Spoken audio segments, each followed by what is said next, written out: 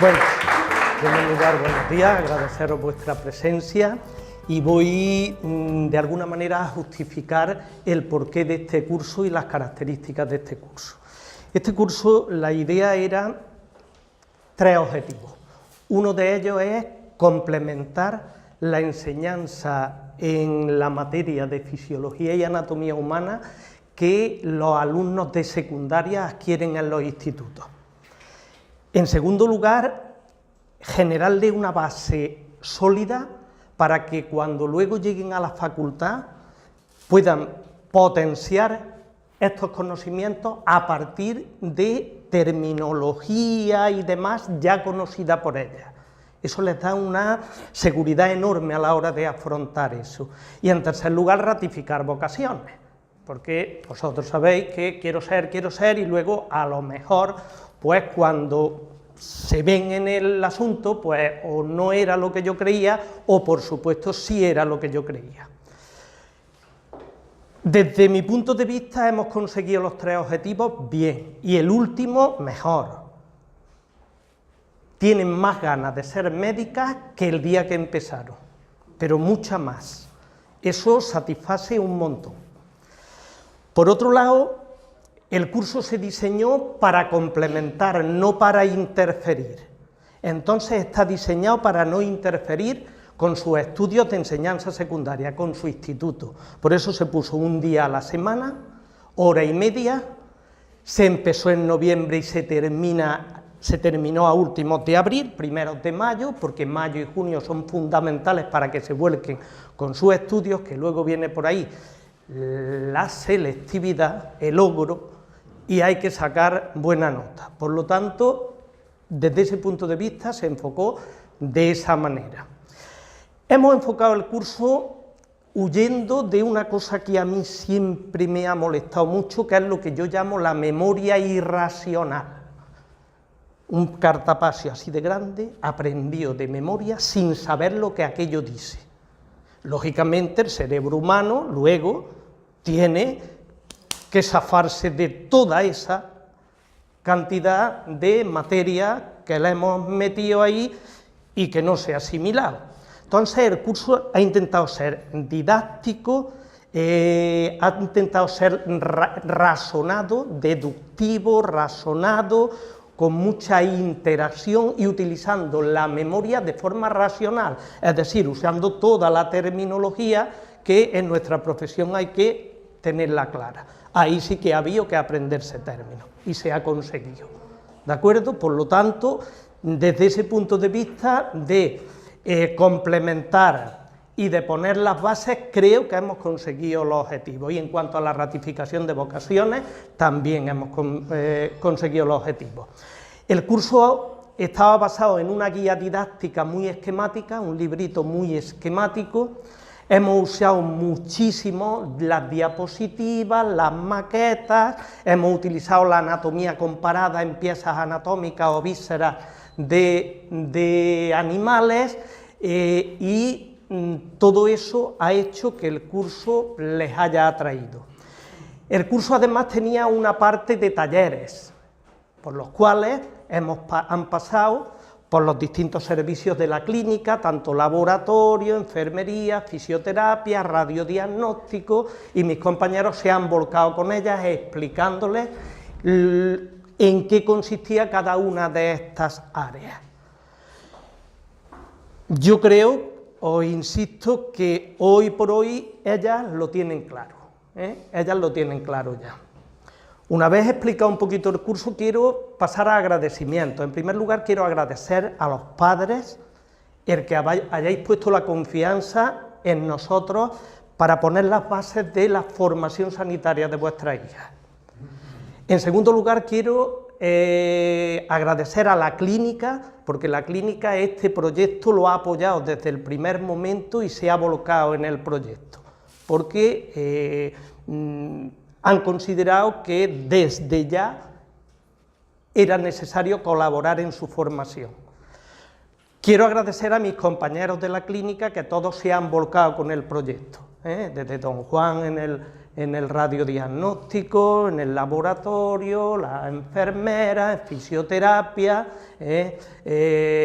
Javier Mesa, que hoy no está aquí, pero también ha colaborado en la elaboración del libro y en el taller de reanimación cardiopulmonar, que creo que les gustó también mucho. En fin, todos nos hemos volcado en que este proyecto saliera adelante. Y ahora, cómo no, darle las gracias a ellas, porque con su corta edad, son muy jóvenes, están en primero de bachiller, se han volcado y ellas han querido aprender. Eso ha generado una interacción que les tengo que agradecer, que yo me he tirado unos pocos meses en los que el mejor día de la semana era el miércoles. Porque cuando venía me preguntaban, contestábamos, ponían unas caras de ilusión enormes. Cuando entendían algo del por qué se hace algo, eso no os podéis imaginar, eso hace que el docente se retroalimente y se estimule más todavía. Quisiera que lo hubierais visto poniéndose guantes, bisturí y pinzas en la mano, eso era ya el colmo. Ver las caras de entender por qué en algunas anemias se da como tratamiento el hierro. Y por esto era, chiquillas. Entender que la glándula lagrimal no está donde la gente cree que está, ¿no? Entender que las hormonas, que son unas moléculas químicas, pueden alterar el funcionamiento de los órganos, incluso darse cuenta que fuera de este centro alguien confundía la orejuela de la aurícula con un tumor cardíaco. Entonces, todo eso llena de satisfacción. Y hoy en día, por eso le quiero dar las gracias, porque yo he estado unos meses encantado. Ahora paso el verano. Bueno, pero pasará. Y os digo que no tenéis límite, que podéis llegar donde queráis, que con esa ilusión y esas ganas seréis el relevo generacional, seguro. Y esta profesión es la más bonita del mundo. Si hay alguien que opine lo contrario, lo respeto, pero para mí es la más bonita del mundo. Y el ver que tenéis ilusión y que yo de alguna manera he echado gasolina a ese fuego, eso a mí me satisface enormemente. Pues sin más preámbulos, os dejo con ellas, porque otras cosas que quería yo explicar es que para no interferir, el curso no ha tenido exámenes, ni tareas, ni actividades, no ha tenido nada. Únicamente les propuse, ¿queréis hacer una exposición oral ante vuestros padres y los compañeros del centro para que de esta manera vean lo que habéis hecho? Y me dijeron que sí. Entonces, os paso con ellas para que veáis un poquito, una pincelada de lo que han ido aprendiendo en estos días. ¿De acuerdo? Venga. Vale, pues buenos días, yo soy María y yo voy a explicar el circuito cardiovascular. Lo voy a hacer diciendo la anatomía y la fisiología. Y bueno, os lo voy a explicar siguiendo el recorrido que haría un glóbulo rojo desde el dedo gordo del pie derecho hasta el pulgar de la mano izquierda. Lo primero que voy a explicar es qué son los glóbulos rojos, que estos son unas células que se forman en la médula ósea roja y que van a destruirse tanto al hígado como al vaso. Tenemos entre 4 y 5,5 millones por milímetro cúbico en sangre y tienen una vida media de 3 meses. Son células que no tienen núcleo y que están formados por un pigmento que se llama hemoglobina, que tiene color rojo y por tanto le da este color característico de la sangre. Bueno, esta hemoglobina está formada por un grupo M y una proteína que es globina, que voy a explicar aquí un poco. Vale, pues la hemoglobina quedaría de esta manera. El grupo M tiene 4 átomos de hierro que tienen la función de realizar reacciones químicas de redox, es decir, de reducirse y oxidarse. Por ello, en algunas anemias se pide que se tome hierro, porque son los encargados de unirse al oxígeno para transportar el oxígeno por toda la sangre. Vale, para empezar con el circuito, nosotros tendríamos el glóbulo rojo aquí, en el dedo gordo, y lo tendríamos reducido. ¿Por qué? Porque habría soltado el oxígeno a las células, que lo que están esperando es que llegue ese oxígeno para poder realizar la respiración celular. Entonces, el glóbulo rojo, una vez que se ha reducido, pasaría a las venas, pasaría a la pedia, y de la pedia podría coger tanto el circuito superficial como el circuito profundo. Si cogiera el circuito superficial, podría coger la safena interna, que llegaría directamente a la femoral, y si cogiera el externo, podría llegar directamente a la safena externa, que llegaría directamente a la poplitea. Nosotros vamos a coger el interno. El interno podría coger la tibial posterior o la peronea. Si cogiera la peronea, seguiría por el tronco tibio-peroneo y llegaría a la poplitea. De la poplitea pasaría a la femoral. Una vez llegada a la femoral, cogería la ilíaca, que tenemos la ilíaca interna y la externa. La ilíaca interna llegaría a las vísceras pélvicas, que estarían aquí, pero nosotros vamos a coger la externa. La externa seguiría por la ilíaca primitiva y llegaría directamente a la cava inferior. ¿Puedes poner el corazón? La inferior, que estaría aquí, haría que la sangre llegara directamente a la aurícula derecha.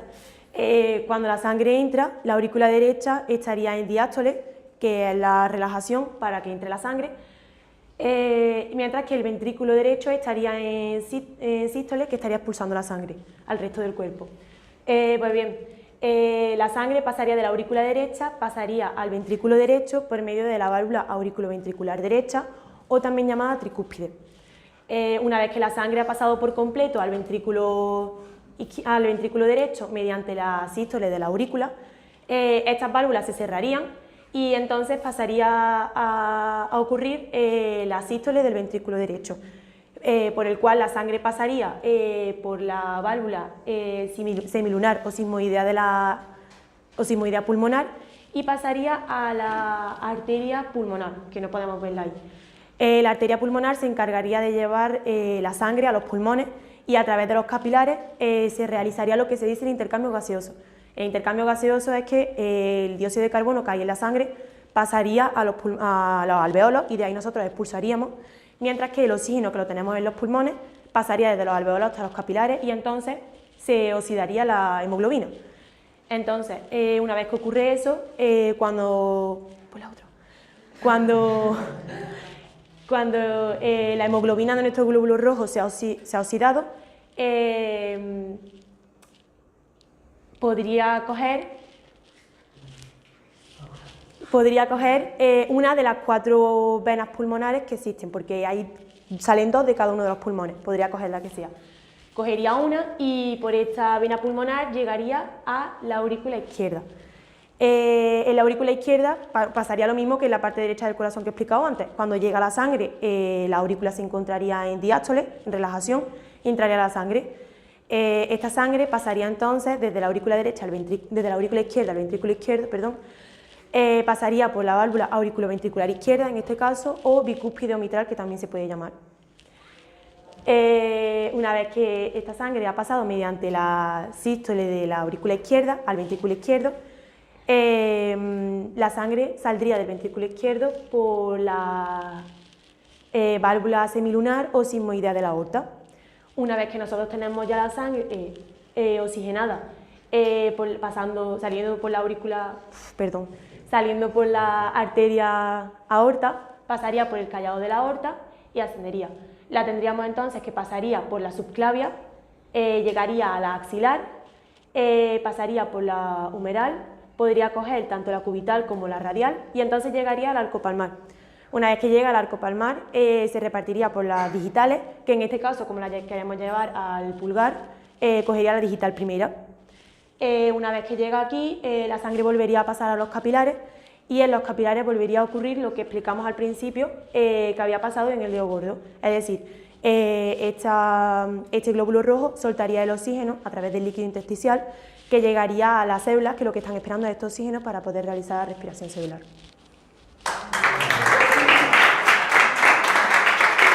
Bueno, yo soy Concha y yo voy a hacer la exposición sobre el estudio anatómico y fisiológico del aparato digestivo. Como sabemos, la digestión es el proceso por el cual de los alimentos obtenemos los nutrientes, que son las moléculas que utilizan nuestras células para realizar la nutrición celular. Se inicia en la boca ahí, es la cavidad de entrada que está revestida de mucosa y que se encuentra en su interior la lengua, que es el órgano donde están las papilas gustativas. Se encuentran las glándulas salivales anejas, que son dos parótidas, dos submandibulares y dos sublinguales. Se encuentran los dientes son 8 incisivos, que sirven para cortar, 4 caninos para desgarrar, y 12 molares y 8 premolares, que sirven para triturar y moler. Además se encuentra en el velo paladar la úvula, que es lo que conocemos como la campanilla, que nos sirve para articular la palabra. En la boca hay digestión química y mecánica. La digestión química comienza cuando el alimento entra en la boca y las glándulas salivales anejas segregan la saliva, que contiene la amilasa salival, que se conoce como tialina, y rompe los enlaces de hidrato de carbono, que en este caso nos lo encontramos primeramente de almidón, que es un polisacárido. Después de esto, a la vez se va triturando el alimento, ensalivando la formación del bolo y se hace la deglución. Y eso es la digestión mecánica. Cuando se hace la deglución pasa a la faringe. La faringe es una estructura revestida de mucosa que es común para la vía aérea y para la vía digestiva. Y aquí solo ocurre digestión mecánica, aquí no hay digestión química, que es el paso del bolo hacia el esófago. El esófago es un tubo de unos 25-30 centímetros de longitud, se encuentra delante de la columna vertebral y está revestido de mucosa en su interior. Y también su capa interior está formada por fibras musculosas, que son longitudinales y circulares, y la acción involuntaria de estas fibras musculosas produce los movimientos peristálticos, que es la digestión mecánica que ocurre aquí, que es el paso del bolo hacia el estómago. El estómago es un órgano que tiene un orificio de entrada que se llama cardia y uno de salida que conecta con el duodeno, que se llama píloro.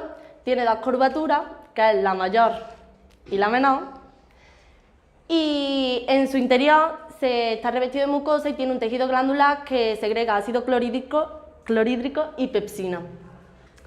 Aquí pues, se encuentra debajo del abdomen y en la parte superior izquierda de la cavidad abdominal, debajo del diafragma, y se produce digestión química y mecánica. Aquí solo hay digestión química para las proteínas y cuando el bolo alimenticio llega al estómago, pues el tejido glandular segrega el ácido clorhídrico que establece un pH ácido para que puedan actuar las pepsinas. Las pepsinas es la enzima proteasa que rompe las cadenas de proteínas. Se producen movimientos peristálticos y hace que el bolo alimenticio pase al intestino delgado. El intestino delgado se encuentra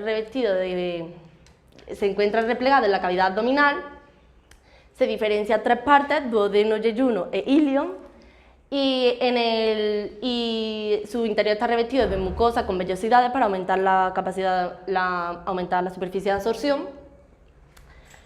En el duodeno el conducto colédoco drena al duodeno y lleva la bilis producida en el hígado, y también drena el wirsum, y que drena al duodeno y lleva el jugo pancreático producido en el páncreas. Se produce la absorción de los principios inmediatos y biomoléculas, y en su interior también hay fibras musculares para producir la peristalsis. Y aquí hay la digestión mecánica que se produce aquí, y la digestión química es la más importante de todo el aparato digestivo. La digestión química, cuando el páncreas segrega el jugo pancreático, lleva la amilasa, las lipasas y las proteasas, especialmente la quimotricina y la tricina, y todas estas enzimas son pancreáticos, que van a romper las cadenas.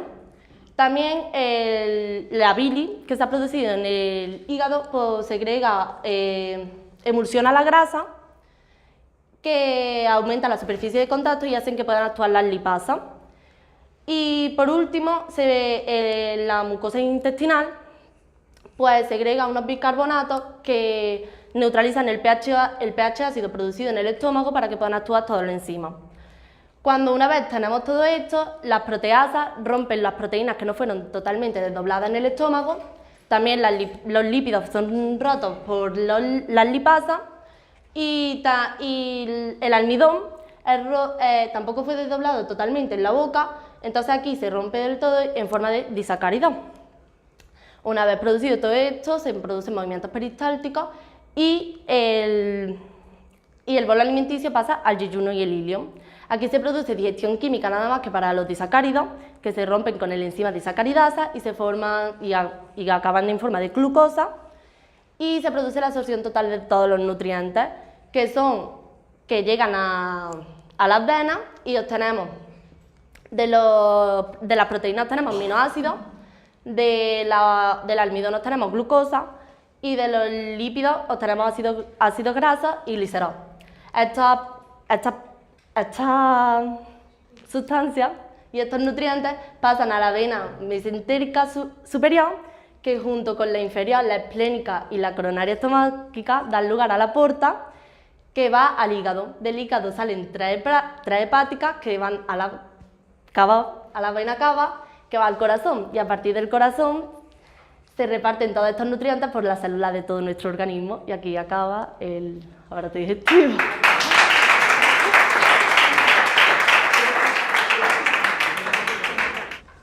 Pues buenos días a todos, yo voy a hablaros sobre el esqueleto del cuerpo y en primer lugar os voy a nombrar las funciones que tiene este. La primera es que protege las vísceras y los órganos más sensibles, permite la movilidad y da la estabilidad a la estructura corporal. Y la última es que alberga en los huesos planos la médula ósea roja, y esta es la productora de células sanguíneas. Para que esto sea posible, está constituido por el tejido óseo, que está dentro del tejido conectivo, y las células del tejido conectivo están separadas por una sustancia llamada matriz, que puede ser desde sólida en el tejido óseo hasta líquida en la sangre, y esta tiene función de unión y soporte. El tejido óseo está formado por unas sales de calcio, que es la que da resistencia, y los huesos están para que la movilidad sea posible. Los huesos están articulados y constan de tres tipos de articulaciones, que son diartrosis, que son las que tienen la movilidad más amplia, y podrían ser el hombro, el codo o la rodilla. La anfiartrosis, que son semimóviles, es decir, que solo tienen movimientos de vaivén, como la columna vertebral. Y la sinartrosis, que no tiene ningún tipo de movilidad, es decir, que los huesos han quedado sordados o están por sutura. Y esos serían los huesos del cráneo. Ahora voy a pasar a nombraros cada uno de los huesos, y voy a empezar por la cabeza. Que no.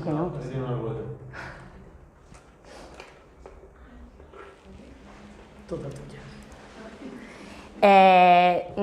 En primer lugar voy a nombrar los huesos del cráneo. Este estaría formado pues, por un frontal, dos temporales, dos parietales y un occipital. Aquí estaría el etmoide y efenoide, y este sería el agujero occipital, que es de donde sale la médula espinal, que continuaría por el interior de la columna vertebral. Aquí también voy a nombrar los huesos de la cara. Tendría dos nasales, dos lacrimales o unguis, el hueso pómer, los dos malares o vulgarmente llamados pómulos, el maxilar, que sería el hueso donde están los dientes superiores de la boca, y la mandíbula, que sería donde están los huesos inferiores de la boca, y este sería el único hueso móvil de la cara. Ahora voy a hablaros sobre la columna vertebral, que es el eje de simetría del cuerpo, y voy a nombraros las vértebras que hay, que son 32, y consta de 7 vértebras cervicales que solo las dos primeras tienen nombre propio, que sería Atlas y Asi. Luego las 12 vértebras siguientes se llamarían dorsales, las 5 vértebras siguientes serían las vértebras lumbares, luego 5 vértebras que serían las sacras, que formarían el hueso sacro, y estas están sordadas. Las 3 o 4 últimas vértebras son las cosígeas, que también están sordadas y forman el hueso del coxis.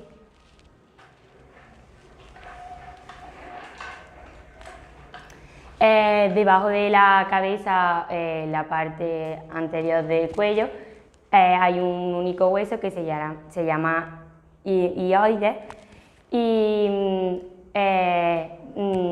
el cuerpo tiene dos cinturas, la cintura superior, que sería la escapular, y la cintura inferior, que sería la pélvica.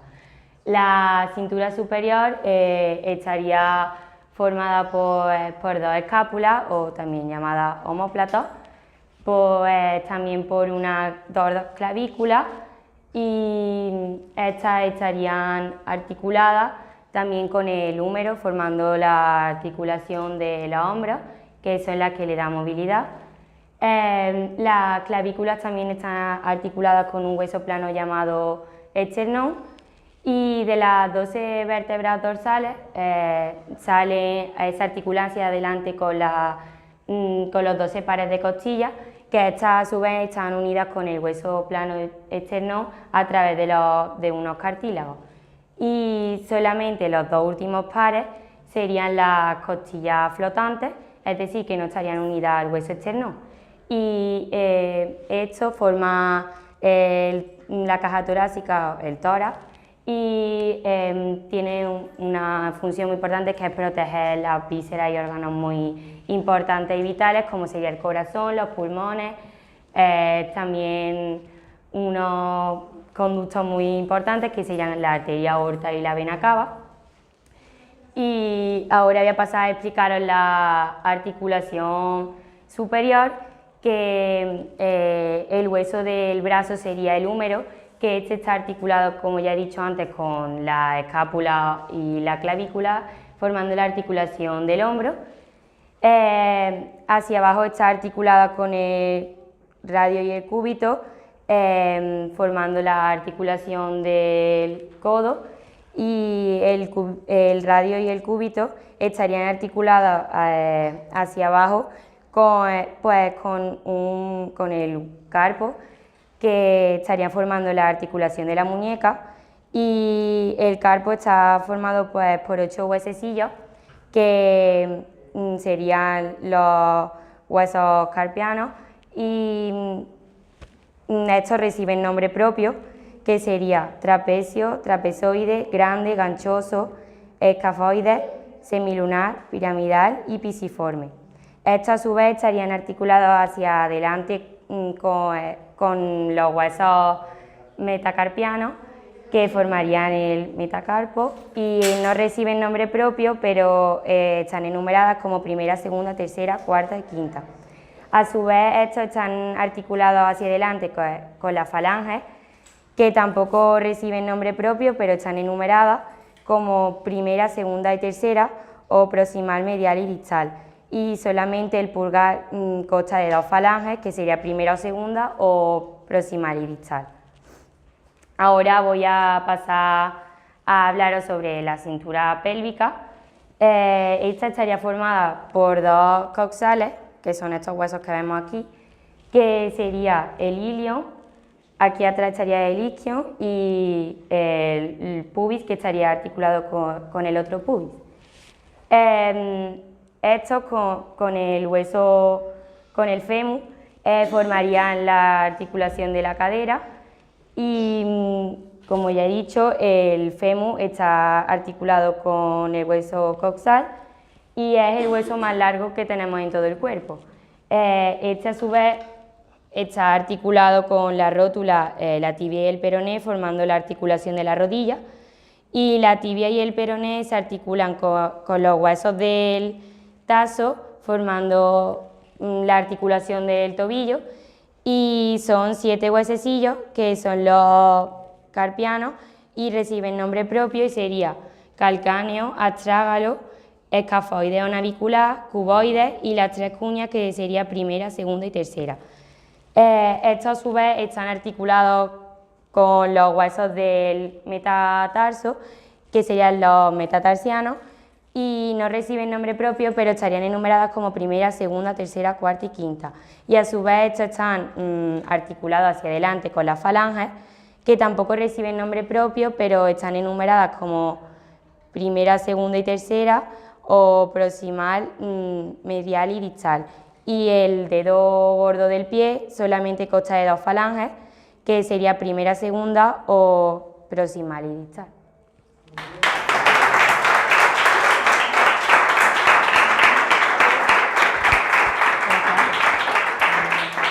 Bueno, esto se termina que muy bien, ¿no? Sí, o sea, las 3 estupendamente, y yo me quedo con, aparte de con vosotras, que me ha encantado. De hecho, los que trabajamos en clínica, pero no somos clínicos, nos quedamos embobados con estas cosas, pero sobre todo las caritas de los papás y los familiares, viendo a cada una de sus respectivas, que se ve perfectamente quién era cada una, que yo no las conociera, y sobre todo la cara de los 2 médicos de la sala. Os he enfocado 3 veces con la cámara porque era momento de... ¡Qué bonito! O sea, me ha encantado, tanto el doctor Mesa como evidentemente son tus alumnas, y lo tienes que tener como algo muy a gala. Se te caía la baba. Y el doctor Molina igual, porque entiendo que tú aquí te has visto cuando hace 10 o 15 años, ¿no? Que tú más o menos... Tienen conocimiento ya de estudiantes de primera carrera. Me ha encantado, o sea que chulísimo, enhorabuena. A las 4, aunque en este caso tú no has llegado a tiempo para hacer la charla, pero yo creo que para la siguiente igual te llamamos, ¿no?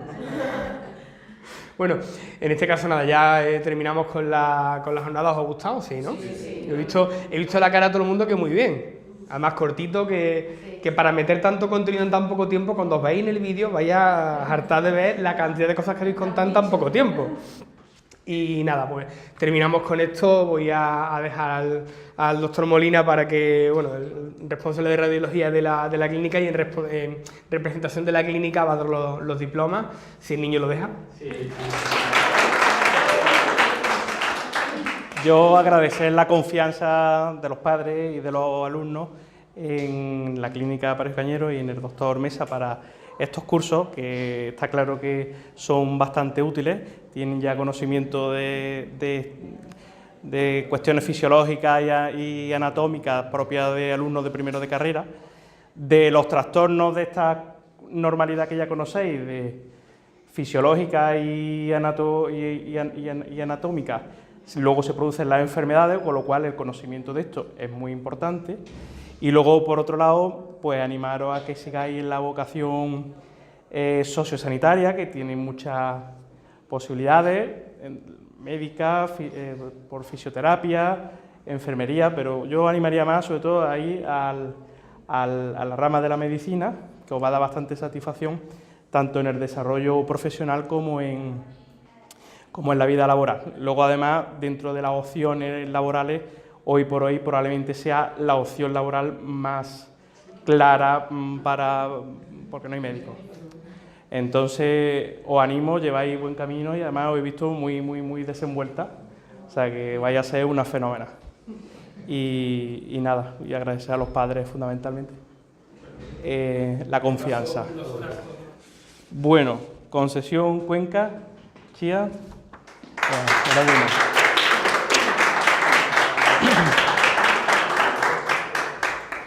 María García Sánchez. Enhorabuena. Fabriciana Florido Nieto.